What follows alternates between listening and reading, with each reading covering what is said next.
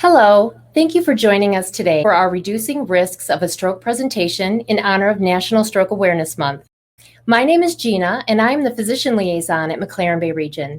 During today's broadcast, as questions come up, please feel free to comment and they will be addressed at the end of the presentation. Today, I have the honor of introducing Dr. Khalil Nasrallah, Medical Director of the Stroke Program at McLaren Bay Region. Thank you, Gina. It's my pleasure to be here today, and I will be talking about stroke risk factor reduction. So by definition, we talk about stroke when someone has a sudden focal onset of a neurological deficit, which is due usually to a vascular cause, meaning that there is a limited blood supply to a specific area of the brain. So the stroke is usually a clinical diagnosis, and imaging only support the diagnosis. So it's not unusual for patients who come to the ER with stroke-like symptoms to have a normal CT brain. And this is actually a good sign. It tells us that the stroke just happened. When we see it on the CT brain, it could be already too late to intervene. So don't be surprised if you hear that the CT brain is normal when you have a stroke. Strokes are common and strokes are bad. Every 40 seconds, someone develops a stroke. Every 4 minutes, someone dies of a stroke. Stroke is considered the number 5 cause of death among adults in the United States, and it does kill more than 140,000 Americans a year. What is important and what is good is actually that 80% of strokes can be prevented. So we do have two different types of stroke. We have the hemorrhagic one, meaning that there is bleeding, one of the blood vessel ruptured, and there is bleeding in the brain. And the more common one is the ischemic one, meaning that it was caused by a blockage to one of the brain vessels. Most of the strokes are ischemic, and this is when the CAT scan will not show anything early on in the disease versus the bleeding one that will actually show up quickly on a CT brain. As a physician, it's very important for me to know if I'm dealing with hemorrhagic versus ischemic stroke, because the treatment is completely different. And treating ischemic stroke with blood thinners actually will make a bleeding one worse. So the CT brain is very important early on to determine what type of stroke we are dealing with, and this will guide us to how to treat. Strokes are different, so depending on the area of the brain, your symptoms could be different. It could be issues with balance, issues with vision, droopy face, weak arm, speech issues, and headache. We use an acronym to try to cover most of the stroke symptoms. B FAST, as I said, B for balance, E for eyes, F for face, A for arms, S for speech, and T for terrible headache and for time. Time is very important. When it comes to stroke, every minute delaying treatment will actually cause the death of almost 2 million neurons, and it will make the brain age by 3 weeks on average. So every minute we waste, actually, it will cause significant brain damage. And this is why you should not wait. You should call 911 early on. I'm sure you heard that neurons are very sensitive to loss of oxygen, and neurons could live only for a few minutes without oxygen. This is true, but you have to know with a stroke, there is a large area that is not dead yet. This is what we call the penumbra. It's a large area that has limited blood supply, not complete loss of blood supply. And this is the important area that we try to actually save and prevent damage to this larger area. When it comes to treatment, we have what we call medical treatment. We have the IV TPA, or the clot buster medication, and also mechanical thrombectomy. Some of them are time limited. For example, IV TPA we can use only within the first 4.5 hours. It was FDA approved in 1996 up to 3 hours, but according to the American Stroke Association, we can use it up to 4.5 hours with some contraindication between 3 and 4.5 hours. So it does dissolve the clot and it opens up the artery. But when the clot is too big, this medication may not work by itself. This is when mechanical thrombectomy plays an important role. What we do actually, we go through a catheter from the groin to get to the blood vessel to remove the clot. If you look at these images, the first one, it will show you the clots that were removed. And the one in the middle, it will show you the brain vessels. So you can tell that one of the major vessels actually was not seen. There was no contrast going in there because of a clot sitting there. So when we removed the clot, you can see on the last image how the artery opened up, and we can see all the vessels now. So this is a patient who, without the mechanical thrombectomy, will most likely be paralyzed for the rest of his life. And if it's a lesion or stroke on the left side of his brain, he may also have significantly impaired speech. But with mechanical thrombectomy, he has a very high risk to be back to normal after the stroke. And also the mechanical thrombectomy is done early on. So after a few hours, we will not be able to offer it. This is why it's very important that you come to the ER right away. If the two options are not one of your treatment plan, we can still do mechanical treatment. This is usually maintaining a high blood pressure to try to maintain good blood supply to the affected area of the brain.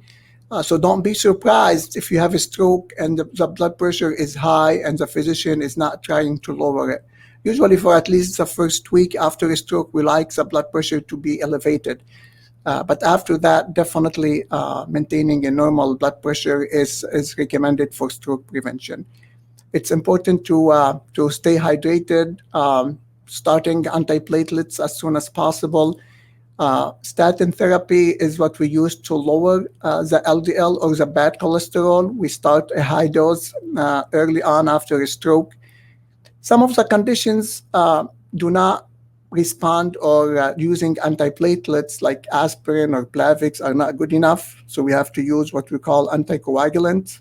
Warfarin, for example, is one of them. We have newer ones. This is what we refer to anticoagulation. So there are specific conditions, especially the atrial fibrillation, where aspirin or Plavix are not good enough for stroke prevention, and we have to use warfarin or one of the new anticoagulants. Physical therapy, occupational therapy, and speech therapy are also important early on after a stroke. So as I said earlier, 80% of strokes can be prevented. So you have to know your risk factors, and by modifying your risk factors, you will actually reduce your risk of having strokes. So when we talk about risk factors, we have two different groups. We have the non-modifiable risk factors, meaning that we cannot control them, we cannot treat them. These include some genetic diseases, your family history. If you have a family history of stroke, you cannot do anything about it. But definitely you will know that you are at a high risk of stroke, and you will work on other modifiable risk factors. Age by itself is a risk factor for stroke. The older we get, the higher the risk of us developing stroke. Sex, female, for example, are at a higher risk of having stroke than male, and it's mainly due to hormonal changes. Race, for example, is a non-modifiable risk factor. African Americans are at a higher risk of having strokes.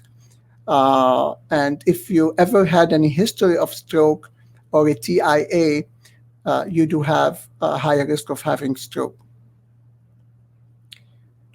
The more important ones are actually the modifiable risk factors, and these are the risk factors we can treat and we can control to prevent more strokes. High blood pressure remains the most important one. Other risk factors include diabetes, high cholesterol, smoking, obesity, reduced physical activity, some heart diseases like atrial fibrillation and carotid disease.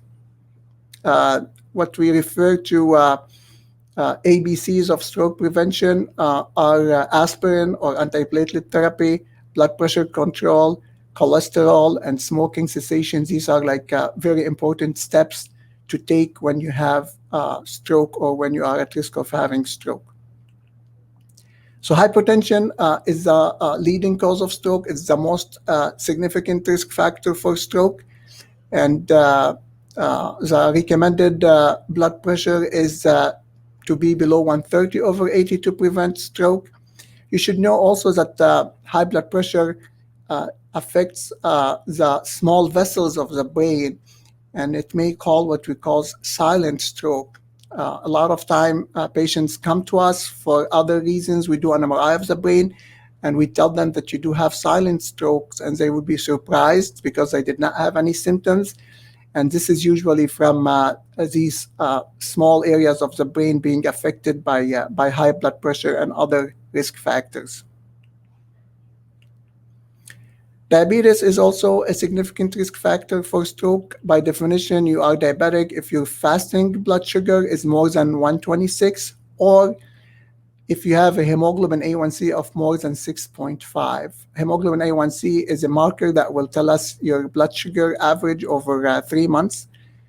So usually when your system or when your organs are not consuming the glucose or the sugar, it will remain elevated, and this will cause blood vessel damage. Most of the time it's related to insulin resistance. Definitely it has a hereditary component, but we have other risk factors for diabetes, like obesity, for example. It's strongly linked to diabetes. Dyslipidemia or high cholesterol is also a risk factor for stroke. We have two types of cholesterol. We have the bad cholesterol, the LDL, and the good cholesterol, the LDL. So the goal is to lower your LDL as much as possible, and the goal is to keep it under 70. So you should avoid fatty food, high sodium in your diet, high cholesterol. Some actually good fat are good for cholesterol, especially by elevating your LDL. For example, for elevating your HDL, the good cholesterol, like olive oil, avocado, some vegetable fat are actually good. So the saturated one are the one to avoid, especially in meat and in other type of fats. Physical activity is very important for reducing stroke. It does reduce your risk of stroke by itself, but it also helps improving other risk factors. We talked about diabetes being linked to obesity. Cholesterol is also linked to obesity. So when you exercise, it will help you lose weight, and it will help you control your blood sugar and your blood pressure. It's also important to start physical therapy and physical activity after a stroke to help you recover from the stroke itself. It is recommended that everyone does at least 3 to 4 sessions of high to moderate to vigorous intensity aerobic physical activity of 40 minutes, 3 to 4 times a week. So physical activity is very important. Also, diet is very important. Eating healthy food. Also, it will help you reducing your other risk factors like diabetes, high cholesterol, and it also may help controlling your blood pressure. So you should increase your amount of vegetables, fruits, whole grains, low-fat dairy products, fish and nuts, and limit your amount of sodium, sweets, and red meats in your diet. Being a smoker does increase the risk of having stroke. If you smoke, you increase your risk of having stroke 2 to 4 times compared to a non-smoker. It's not easy to stop smoking, and you should not be afraid of talking to your primary doctor about it, because there are a lot of methods to help you actually quit smoking. It could be by medications, it could be by using some patches, some gum. There are a lot of options to help actually people quit smoking. So talk to your doctor because it's not hard to stop on your own. Heavy drinking is a risk factor for stroke, and alcoholic beverages should be limited to 2 per day for men and 1 per day for women. One condition that is called atrial fibrillation is known to be a significant risk factor for stroke. Atrial fibrillation is having irregular heart rhythm. This will put you at risk of having clots in your heart, which may go to the brain and cause a stroke. And this is a condition I told you earlier. It does not, or aspirin and Plavix, what we call antiplatelets, would not prevent stroke if you have it. And this is when you have to use stronger blood thinners. We call anticoagulants like warfarin or one of the newer drugs. You have to know it could be paroxysmal, meaning that it's not present all the time. So if you come to the hospital with stroke and your heart is showing regular rhythm, it doesn't mean that you don't have AFib. And this is when actually we may recommend that you go home with a Holter monitor. Sometimes we order a loop recorder to insert under your skin to record your heart rhythm on a regular basis for months, because it may take a few weeks to few months for the AFib to come back. And it's important to detect it, to start treatment so you don't have more strokes. Another risk factor for stroke is carotid artery stenosis. One of the major arteries that give blood supply to the brain are the carotid arteries. So if you have blockages or stenosis, usually from a lipid plaque buildup in the artery, which can break and send a clot to your brain and cause a stroke, this is when actually you may need surgery to clean up the artery. If the stenosis is not significant, is not severe, we can still try to treat it medically. Usually antiplatelets and cholesterol medication will actually help. But when the stenosis is significant or it's causing stroke, surgery would be indicated. So important steps for secondary stroke prevention include the antiplatelet therapy, controlling your blood pressure with antihypertensive medications, statins for high cholesterol, lifestyle modification, as I said earlier, healthy diet, exercising on a regular basis, and anticoagulation if you have atrial fibrillation. In conclusion, strokes present with a variety of symptoms, so not all strokes present the same way. Whenever you think that you could be having a stroke, you should call 911 and get to the hospital as soon as possible.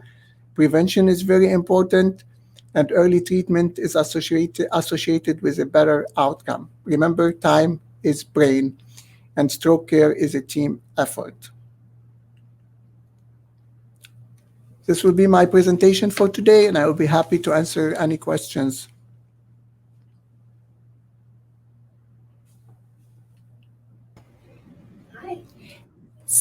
So much great information, Dr. Nasrallah. We have a number of questions that have been submitted, so I'll read one off. First of all, why does a stroke typically only affect movement on one side of the body? This is a good question because the way we are made is that one side of the brain will control the opposite side of the body. So this is why most of the time when you have stroke symptoms, yes, it will affect one side, not both sides. On rare occasions, if a clot actually is causing strokes on both sides of the brain, this is when you may have symptoms on both sides of the body. But typically, it's one side affected because one side of the brain affects the opposite side. But it doesn't mean that you may not have symptoms on both sides from a stroke. It could happen. Okay, great. So if I quit smoking, will my risk of stroke be reduced immediately? I'm not talking like within days, but definitely long term, it's going to help, and it will definitely reduce your risk of having strokes. Our next question, if someone had a stroke, will they still be at risk for having another stroke? Definitely. We talked about non-modifiable risk factors. One of them is having a stroke. So whenever you have a stroke, or even if you have what we call a TIA, transient ischemic attack, meaning that the symptoms did not last for too long, so you are at risk of having more strokes. Okay, our next question. Is it true that drinking 1 to 2 diet sodas per day greatly increases your stroke risk? Definitely. Soda is very high in sugar, and it will affect your blood sugar levels in addition to other risk factors. It is linked to obesity, so it does actually, it's linked to multiple risk factors, and it will definitely increase your risk of stroke significantly. Okay, next question. What kind of headache are you talking about? Occasionally, I get a really sharp headache, but it only lasts a minute or less. I know migraines and regular headaches. So headache, definitely we see it with strokes, especially if it's a stroke is affecting what we call the back part of the brain, the posterior circulation. Uh, it's not. It's very unusual for stroke to present only with headache. And if you already have a history of chronic headaches and the headache that you are having is very similar to your previous headaches, I would not worry about it. But it's when it's a new type of headache, or if the headache is associated with a new stroke symptom, this is when I will be very concerned about it.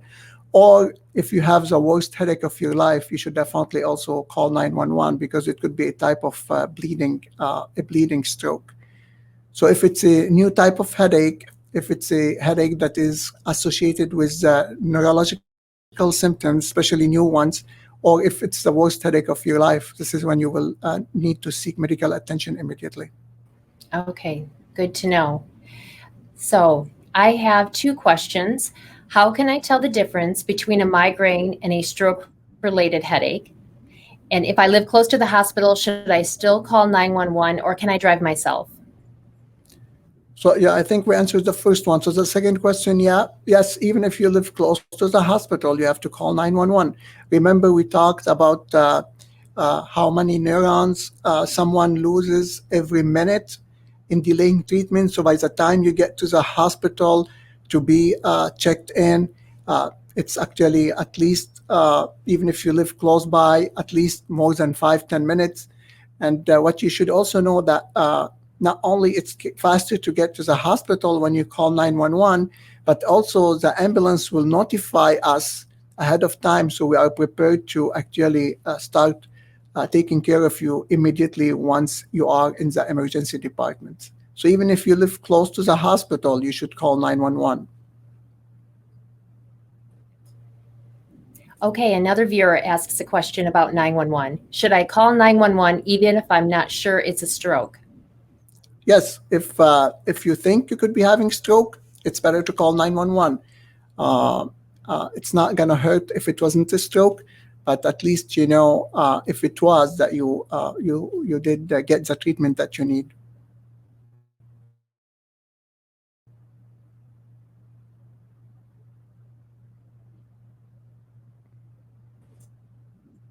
Okay, next question. If you have eyes go blurry, feel like gonna pass out only for millisecond.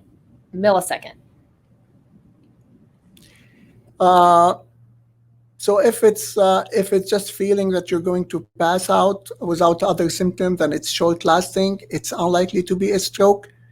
It could be a sign of dehydration. It's possible that your blood pressure dropped. So if the symptoms resolve and you have time to call your doctor's office and let him know, and he will be the one to determine if it's something serious based on your medical condition, to come to the hospital to be checked for, or if he will tell you to wait and go to the office to see him. So definitely let your primary care know about it to make the decision if it's a symptom like that. Okay, we have one last question. If someone is on Eliquis, are they still at risk of stroke? Yes, they are. So Eliquis will reduce the risk of having stroke, but it does not eliminate it completely, because remember, you have other risk factors for stroke. And also, when you are on Eliquis, which is a blood thinner, you are at risk of having bleeding type of stroke. So you may have bleeding in your brain from Eliquis, which is also considered one of the stroke types. Or also, even if you are on Eliquis, you may have ischemic stroke, because you may have other risk factors.